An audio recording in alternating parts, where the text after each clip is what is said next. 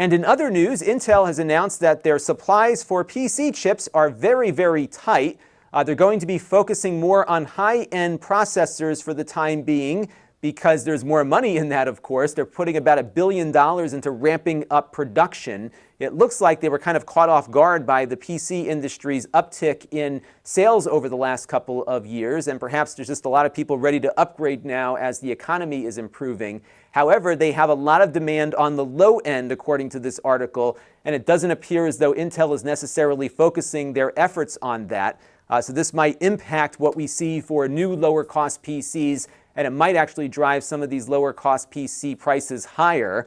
So we'll have to keep an eye on what's going on with Intel. This might be a very good opportunity for AMD, who might be able to fill in that void at the low end of the market and perhaps capture more market share. I'm really eager to find some inexpensive Ryzen-powered laptops. I've got one from Huawei that I'm going to track down, and hopefully there are some other ones out there too. Let me know if you know of any down in the comments below. And 9to5 Google reports that a customer was able to walk into Best Buy and buy a new Google Chromecast before they were even announced. You can see what the photos look like at the link you see on screen there. It looks pretty much the same. They just put a matte finish on the device. Maybe they made some Wi-Fi improvements, but from the box they posted, this looks to be just a 1080p device for the same price point as the current Chromecast. So this might just be a kind of an incremental upgrade versus something more significant.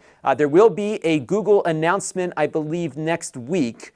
And I'm sure this will be announced there, along with maybe some other stuff too. So we'll be keeping an eye on all the new Google hardware being announced, and I'm sure I will be generating a shopping list of things to get for review here on the channel, so stay tuned for that. Now, if you want to know how Bill Gates built his empire, you can now get a hold of the source code for MS-DOS, which has been released into open source on GitHub, which, by the way, is owned by Microsoft now, I believe. And they have version 1.25 and version 2.0 of MS-DOS available now. You can get in and look at exactly how they crafted that operating system, which really built that company into what we know it as today. And it might be a fun thing if you are interested in operating systems to grab a copy and check out how they made it all work. This is back from the 80s, so you're not going to get a hold of DOS 6 or anything more recent, but again, something interesting if you are eager to learn how Microsoft built their empire through code. This channel is brought to you by the Lon.TV supporters, including gold level supporters Chris Allegretta, the Four Guys with Quarters podcast, Tom Albrecht, Gerard Newberg, and Kalyan Kumar. If you want to help the channel, you can by contributing as little as $1 a month.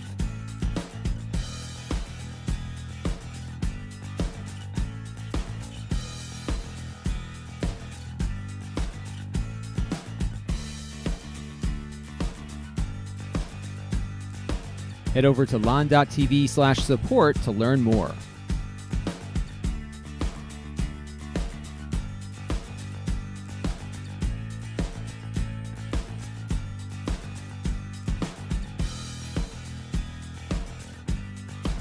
And don't forget to subscribe. Visit lon.tv/s.